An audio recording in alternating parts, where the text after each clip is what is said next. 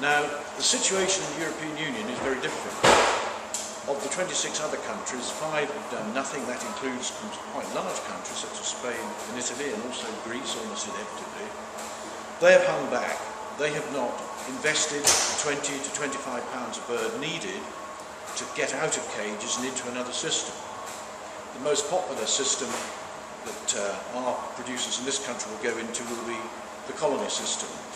These are aviaries, or enriched cages, where the bird can fly about, can flap its wings, can scratch in some dust, and can go into a nest box to lay its egg. It can do all these things in the colony system.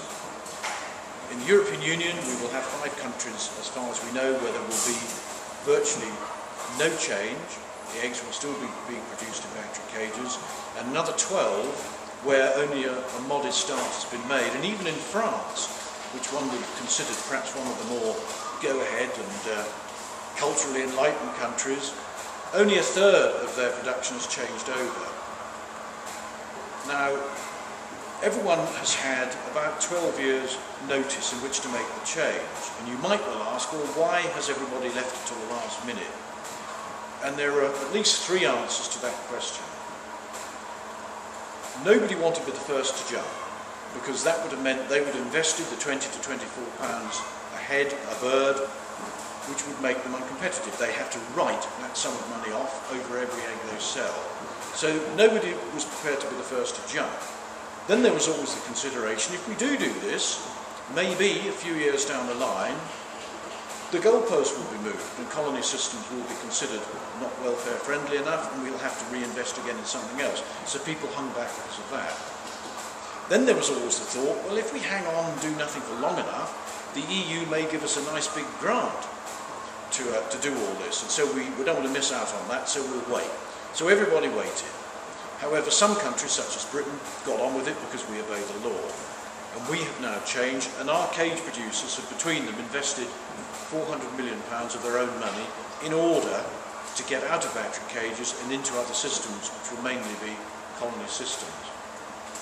So we are now faced with a big problem on the 1st of January, because with all these eggs, and there will be 70, 80 million chickens still in factory cages on that day, this is a free market, it is an open market, and there is nothing to stop those eggs from factory cages being traded here and undercutting our own product, which will have to be more expensive to cover the cost of converting out of factory cages. Now, I have been asking the Commission and trying to get this issue raised in the European Parliament since about May 2010. One of the difficulties is that I'm on the Agriculture Committee, and you would have expected this to be discussed in the Agriculture Committee, but it isn't. The EU being what it is, this subject is classed as animal welfare and is then discussed by the Environment Committee. So I missed out on those discussions, if there were any at all. However, I kept on at the chairman of the Agriculture Committee. Can I bring this up under any other business? Can we have a discussion? And he said yes, I would bring it up. I would be ignored. But then 1 or 2 other of the British MEPs started to climb on board, and we got the thing going. We got debates on it. And the question always was, what are the Commission going to do about these countries which will be non-compliant on the 1st of January 2012? What are you actually going to do? And many of us put written questions to the Commission on precisely this subject, and we never got an answer, except they said that it would all be all right on the night. Everyone would be compliant because the Commission had said so.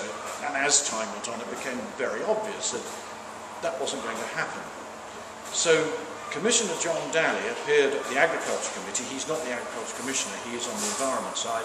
He came to our committee to tell us what he was going to do. I'm speaking now mid-October 2011.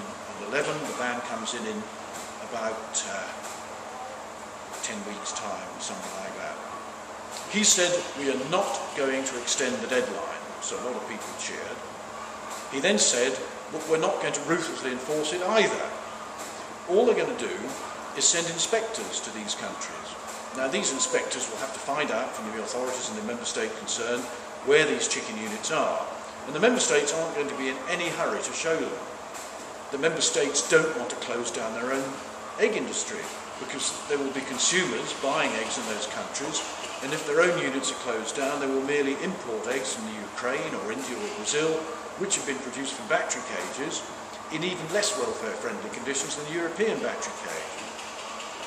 So the inspectors will struggle to get around these countries, and every now and again they will come across a chicken unit, an egg-laying unit that is in battery cages. But they won't physically stop that producer.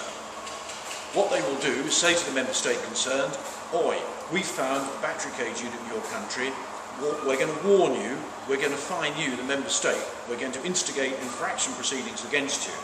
Now historically this can take 2 or 3 years to actually happen. And even when they do happen, the member state involved may regard the sum of money they have to pay over as simply a licence fee to keep eggs continuing to be produced from battery cages. So this problem could run on now for several years.